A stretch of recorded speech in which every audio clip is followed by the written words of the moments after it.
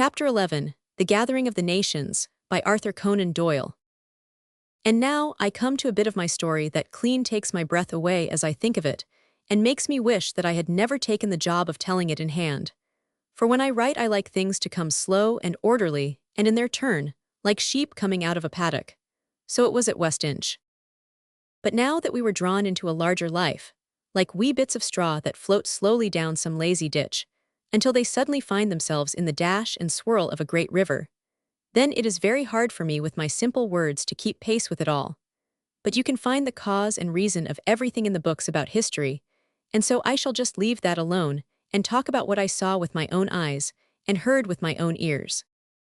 The regiment to which our friend had been appointed was the 71st Highland Light Infantry, which wore the red coat and the trews, and had its depot in Glasgow town. There we went, all three, by coach, the major in great spirits and full of stories about the Duke and the peninsula, while Jim sat in the corner with his lips set and his arms folded, and I knew that he killed de Lissac 3 times an hour in his heart. I could tell it by the sudden glint of his eyes and grip of his hand.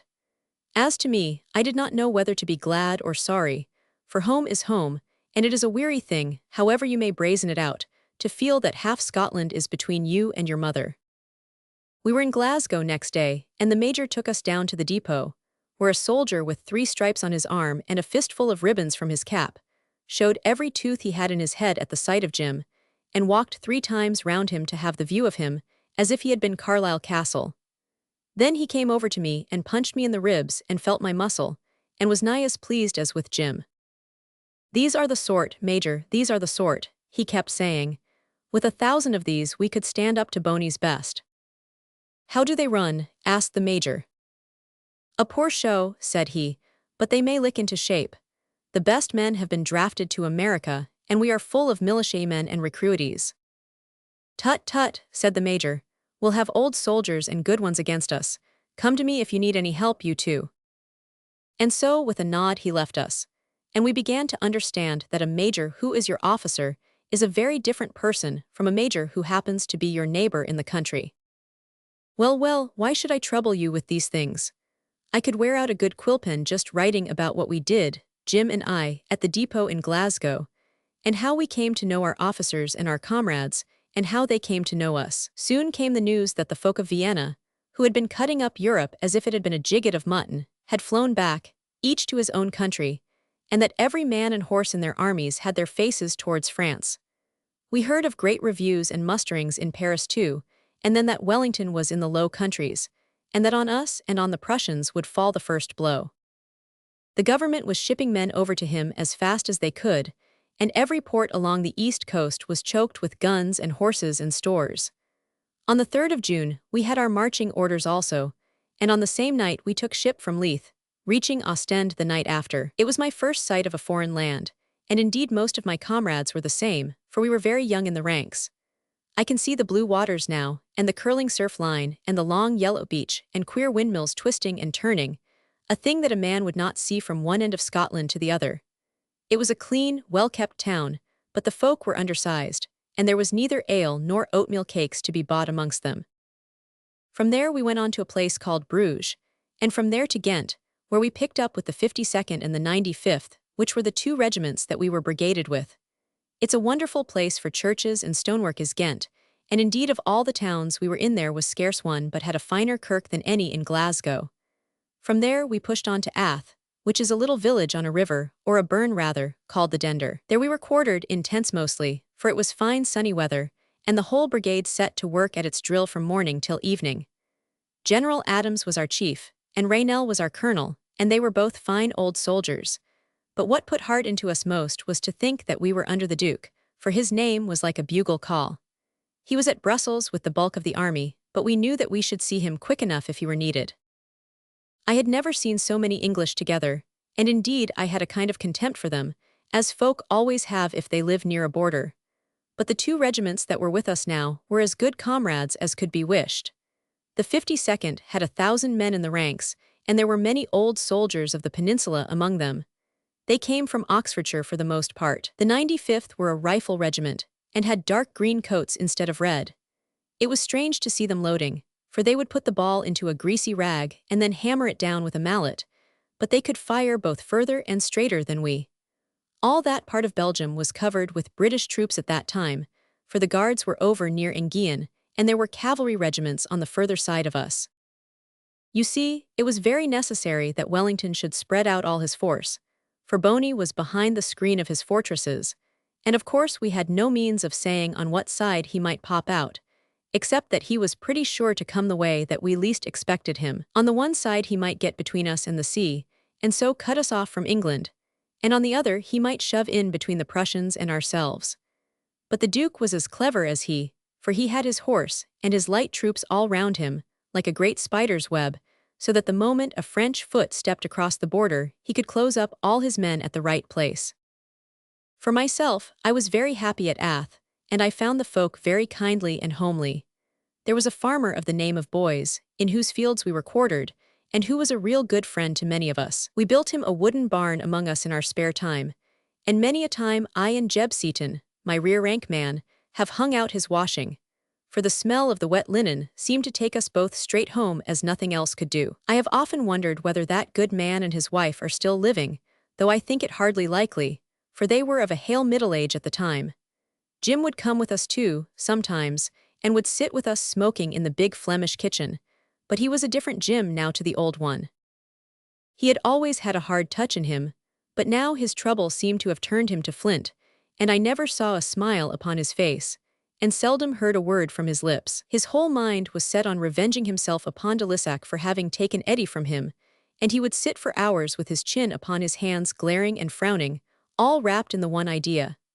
This made him a bit of a butt among the men at first, and they laughed at him for it, but when they came to know him better, they found that he was not a good man to laugh at, and then they dropped it. We were early risers at that time, and the whole brigade was usually under arms at the flush of dawn. One morning, it was the 16th of June, we had just formed up, and General Adams had ridden up to give some order to Colonel Raynell within a musket length of where I stood, when suddenly they both stood staring along the Brussels road. None of us dared move our heads, but every eye in the regiment whisked round, and there we saw an officer with the cockade of a general's aide-de-camp thundering down the road as hard as a great dapple-gray horse could carry him. He bent his face over its mane and flogged at its neck with the slack of the bridle, as though he rode for very life. "Hullo, Raynell," says the general, "this begins to look like business. What do you make of it?" They both cantered their horses forward, and Adams tore open the dispatch which the messenger handed to him. The wrapper had not touched the ground before he turned, waving the letter over his head as if it had been a saber. "Dismiss," he cried, "general parade and march in half an hour." Then in an instant all was buzz and bustle, and the news on every lip. Napoleon had crossed the frontier the day before, had pushed the Prussians before him, and was already deep in the country to the east of us with 150,000 men. Away we scuttled to gather our things together and have our breakfast, and in an hour we had marched off and left Ath and the Dender behind us forever. There was good need for haste, for the Prussians had sent no news to Wellington of what was doing, and though he had rushed from Brussels at the first whisper of it, like a good old mastiff from its kennel, it was hard to see how he could come up in time to help the Prussians. It was a bright, warm morning, and as the brigade tramped down the broad Belgian road the dust rolled up from it like the smoke of a battery.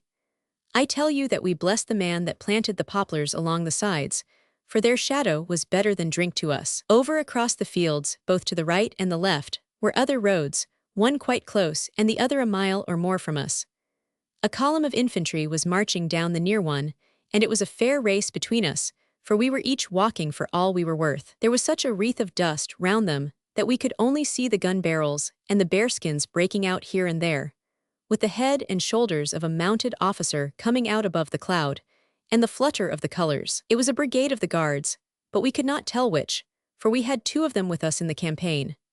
On the far road there was also dust and despair, but through it there flashed every now and then a long twinkle of brightness, like 100 silver beads threaded in a line, and the breeze brought down such a snarling, clanging, clashing kind of music as I had never listened to.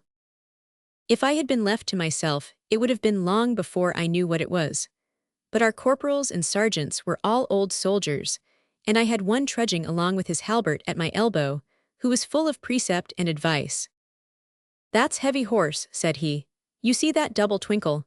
That means they have helmet as well as cuirass. It's the royals or the Enniskillans or the household. You can hear their cymbals and kettles. The French heavies are too good for us. They have 10 to our 1 and good men too. You've got to shoot at their faces or else at their horses. Mind you that when you see them coming, or else you'll find a 4-foot sword stuck through your liver to teach you better. Hark, hark, hark, there's the old music again.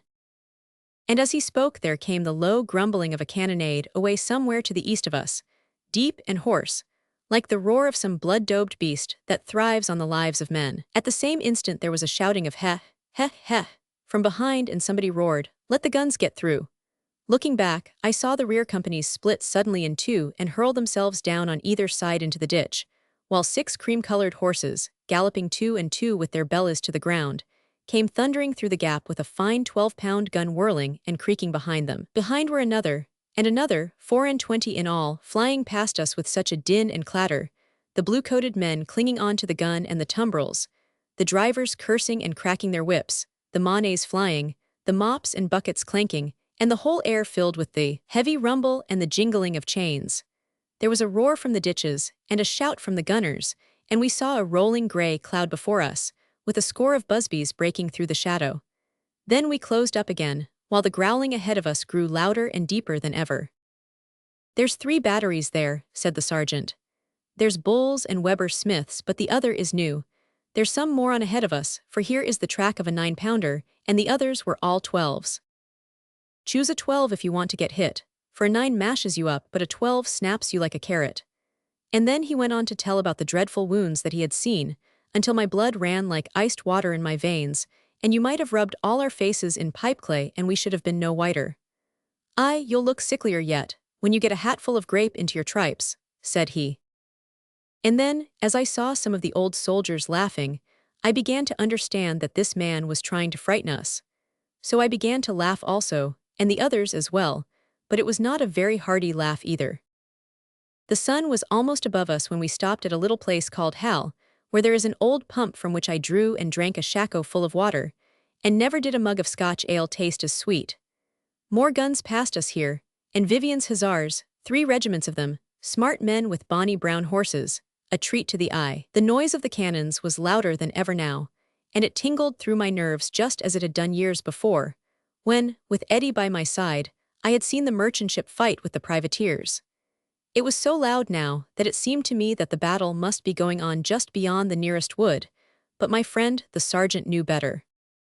"It's 12 to 15 miles off," said he.